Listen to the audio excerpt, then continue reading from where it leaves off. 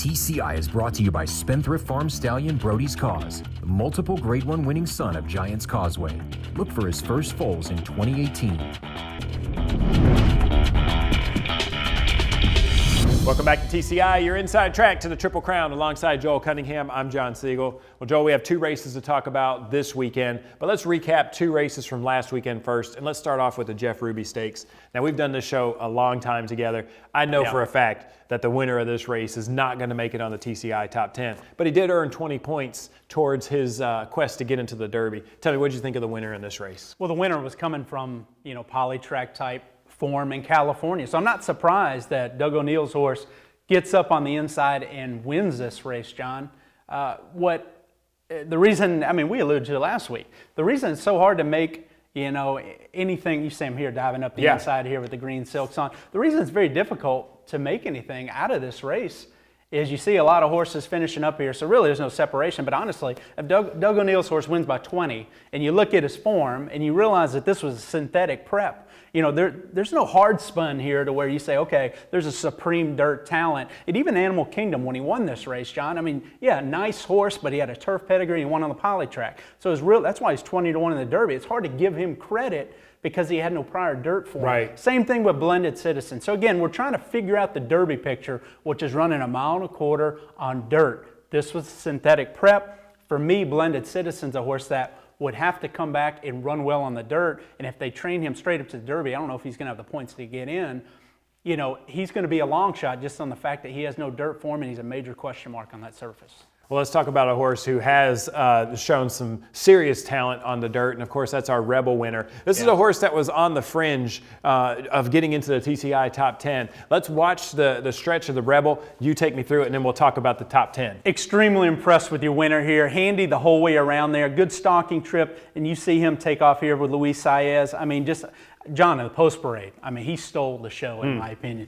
Big, scopy, beautiful son of Malibu Moon having a bridal song mare. You see him really reaching and separating here for some good colts. Combatant's been a really nice horse in form on that circuit. Solomini, we know what he is. Yeah. And probably should be a Grade 1 winner, got taken down. Obviously was on the board in the Breeders' Cup, got taken down in the Low South Futurity. So an up-and-coming, talented son of Malibu Moon here. Let me say this about him. I've been very impressed since his debut in terms of the fact that he won sprinting at Gulfstream, coming from off the pace. Hard to do first time out. They put him on the road in a Tampa two-turn try, and it was a short field, but the way he won rather easily there in hand over Vouch and some horses that can run a little bit. Impressed that he was able to go on the road in the Tampa surface and win first test round 2 turns. Coming here on the plain against this type of group with the seasoning of Solomini, some of these horses sporting chance like that, to be able to have the trip that he had and draw away just shows you what kind of talent he is. He is a supreme talent, John, a beautiful colt with a monster upside. He's a bit immature, so the fact that he's doing this as immature as he is, he's taken all those steps that he's taken successfully. You have to give him credit. You watch him in the post parade in his maiden race. You watch him in the post parade here. Big, beautiful colt, John, but he's all over the pony. He's prancing. You can tell he just hasn't quite put it all together yet. The fact that he's able to go 3 for 3 in those scenarios I outlined and do it so impressively to win the Rebel, John, with a big buyer, big speed figure in here. Going forward, I think he's going to be one of your favorites now in the Arkansas Derby for the Leblongs, who are Arkansas natives. That Arkansas Derby is going to be a very interesting race between this horse and whoever Bob Baffert brings, whether that's McKenzie, probably brings Solomini back. That could be your best prep, in my opinion, in terms of final prep to watch out for. I hear you saying the word talent, and that seems to be the trend. We're seeing it more and more each year, but this year is no different. You got horses like Justify, you got horses like Magnum Moon here. It's interesting, you're seeing a lot of firsts in the sports world. There's been a lot of streaks, a lot of things that are happening that are firsts. Yeah. This might be the year where that streak is over as far as not having any 2-year-old form and then winning the Kentucky Derby. We got a lot of serious horses that appear to be very talented 3-year-olds who got a real shot in the Derby. Absolutely. Magnum Moon, he has Todd Pletcher conditioning him. He's got one of the best getting him there, and the fact that he's knocked down every challenge in front of him, Like I said, from the Gulfstream debut, went sprinting to on the road to Tampa as a quirky surface to win in hand there, to now come to the Rebel, a major step up, and to win as authoritatively. I mean, I see some signs of immaturity there, John. Yeah. I think that really that's the main. I'm not worried about foundation for this colt in terms of physical foundation. 1.25 miles in May, he'll be ready to roll, particularly with a 1 1/8 mile prep next month. The question for him is mentally, I think, for him not to come around until January. I mean, he has no 2-year-old foundation or form from a mental standpoint, but the fact that he's handled everything, I think he's only mentally going to get better. I mean, some of the antics I see, again, with racing experience, with age, he's only going to get better, more seasoned. I think that's going to show up in his performance. So I'm very excited about Magnum Moon, and for me, he's a major player now. Well, I mean, there was a horse in there that we've both really had high hopes on. It was disappointing at Sporting Chance. Let's take a look at the TCI top 10 now. You tell me where Magnum Moon lands and tell me a little bit about Sporting Chance. I'll say this about Sporting Chance. Very disappointed in the ride. Johnny V broke and sort of wanted to see where he'd wind up going into the first turn, and he wound up getting hung out wide there. I think he was a little surprised about the horses that showed speed to his inside. He was wide on both turns, had a very wide trip trying to track a stalking Magnum Moon. Now, having said that, I wanted to see more finish. And the stark reality is, with Sporting Chances, you wonder if him being fast-tracked into this 3-year-old campaign, it takes the right horse, John. I mean, they rushed him into the Southwest Stakes. He had trouble that day. I was willing to give him the benefit of the doubt, especially with the peanut buttery as that track was and him getting a significant bump. But to come back and work a mile and then work a bullet half-mile coming into the Rebel, you were either going to see him move forward or you're going to see him maybe say, I'm not quite ready for this yet. And I think you really saw the latter there. Despite a tough trip. Now, look, if he came back and ran well in the Arkansas Derby with a better trip, more forward trip, because I think he really wants to stalk or maybe be on the lead at heart. I think his speed is a weapon. Then maybe he can enter the picture again. But right now, I can't have him on the top 10 because it just feels like he's not up to that challenge yet in terms of being rushed onto this Triple Crown trail. Well, I see, you said Magnum Moon was kind of on the fringe. Looks like you put him on a TCI in a big way. He's moved all the way up to number 6. He's ahead of some really nice horses in there. Tell me, what was your thoughts on moving him all the way to 6? Well, I wasn't ready to move him into the top 5 yet. Let's look at our top 5 before you can, mention 6 and sort of the logic here. I mean, we have Bolt number 1. I told you McKenzie's probably going to move up. Yep. I just needed to see Sporting Chance out of fairness, see him run. McKenzie, I think, deserves that number 2 spot. I mean, very little separates that number 1 and that number 2, John. I think Bob Baffert's hand, I talked about it. Not only is he the best Triple Crown trainer we have going right now, but he has such a strong hand this year. So I think the fact that Justify from that 6th spot, again, he's kind of like Magnum Moon. He's a latecomer.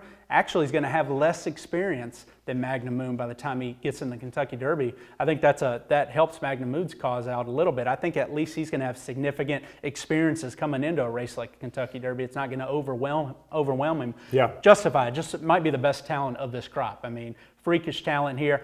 I'm willing to move him inside that top 5 now. I think he's a top 5 contender. And I think you'll probably see him next in the Santa Anita Derby. Good Magic just comes down a little bit for me. Again, these horses are doing so well. That comeback was just disappointing enough that, I still think he's a top 3 contender. He's a Curlin. Speaking of Curlin, 1.25 mile form, Solomini. I didn't think he ran the greatest off the bench in the Rebel. He had an inside trip. He was able to punch through, and he's a grinder, John. He just doesn't have much of a move. He was on his wrong lead in here.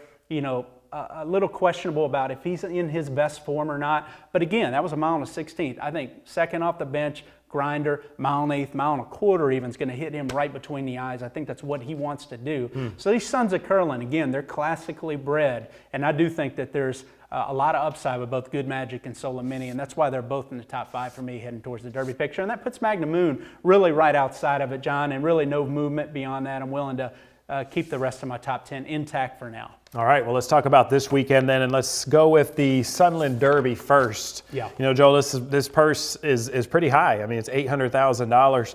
We see some horses in here like New York Central. The one that I'm interested about is Peace. This horse just ran I think, 2 weekends ago.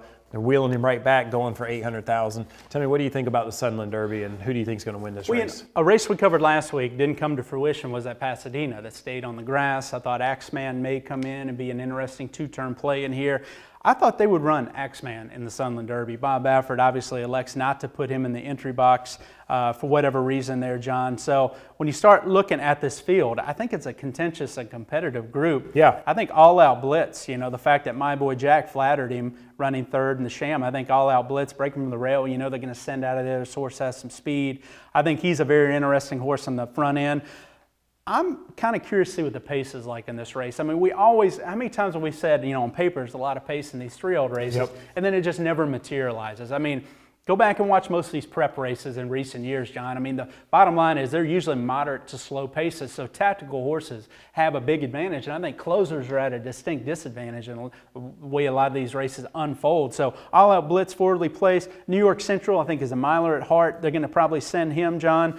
Seven Trumpets is another fast horse. I think their tactics last time in the Southwest, I think they're going to get him involved early in this race. Even Prince Lucky, I think, for Todd Pletcher, you know, had that one-turn form last year, too. First time Todd Pletcher, they like him well enough for Johnny V to come in and ride him in here on a Sunday program. So I think there's some interesting speed in here. I think, personally, All Out Blitz is the best of that speed.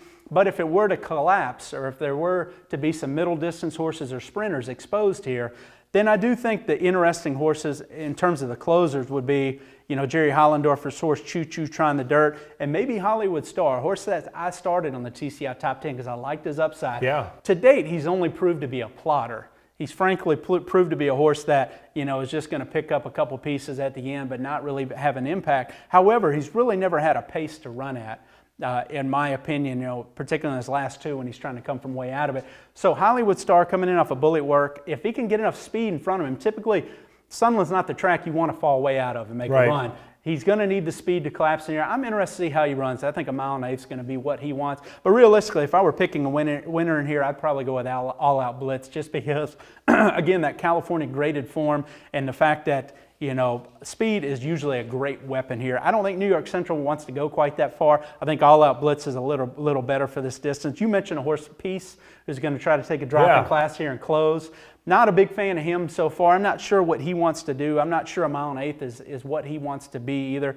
Peace may be more of a middle distance horse. So it's an interesting group, and I think there's a good mix of speed and closers in here, and there's really no talent. There's no standout in this race. I'm leaning All Out Blitz in here with a forwardly placed trip. All right, let's talk about the Louisiana Derby now. This is a grade 2, but Joel, we all know it's worth $1 million.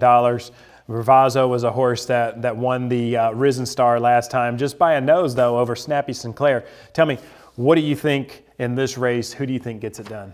Well, I'm not real impressed with this Louisiana Derby. I mean, this is a race that's, you know, very close to me. One of my favorite races of the year.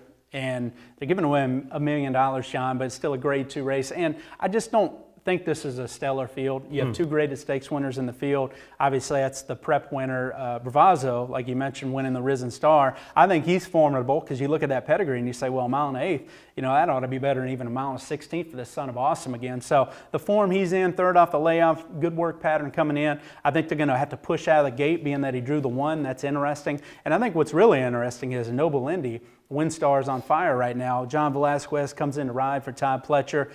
I still have thought this horse is more of a middle distance type horse. I think maybe he's more of a miler, and we've talked about that a little bit, but he's getting blinkers on here, and the pace scenario in the LeCompte and the Risen Star have been very slow. So he's drawing the inside here with blinkers on, can make him a little more keen and sharp early. He's not a great gate horse, and that got him in some trouble in the Risen Star Stakes because he's not that great out of the gate. If he can break sharper and get into the race, I think Johnny V is a good chance is going to put him on the lead here through what could be some very moderate fractions here and allow him to kick on maybe a little more from than he would ideally want to go, particularly from a group that is not a stellar group in here. So I think Noble Indy with blinkers on is interesting on the lead. I think Bravazo is going to try to come around and stalk him. I think those are the two horses, John. My boy Jack's the morning line favorite off that win, but you wonder if that was a product of the racetrack last time out in the Southwest when he really broke through in that race. He's the closer, and I'll give you another closer. If by some chance pace does materialize in here, give me a minute. The horse it's a local Louisiana bred that had that grade 1 form last year as a 2-year-old. He is bred to excel at 1.8 miles. Alice Stewart, the patient training style. I mean, Javier gets back on. He needs the pace to set up his kick. But I'm just telling you, if there's enough speed in here, he's 20 to 1 on the morning line. I'm a little interested in him maybe returning to his prior form down that long stretch if there's some speed in the race. Yeah. But on paper, I think Noble Indy's going to be tough to catch with those blinkers. That'd be huge to have a star guitar winning a Derby prep. The horse has some quality. Yeah. He's got some quality, I'm telling you that. And, you know, they've tried blinkers on and off with him. He's actually had blinkers on his last 2. He had some problems in his last start in the Risen Star. Obviously, got no pace to run that there. So I'm interested to see how he runs. I think he'll outrun his 21 odds. All right, thank you, Joel. Thank you guys for watching. Make sure you come back next week. We'll recap the Louisiana Derby and the Sunland Derby.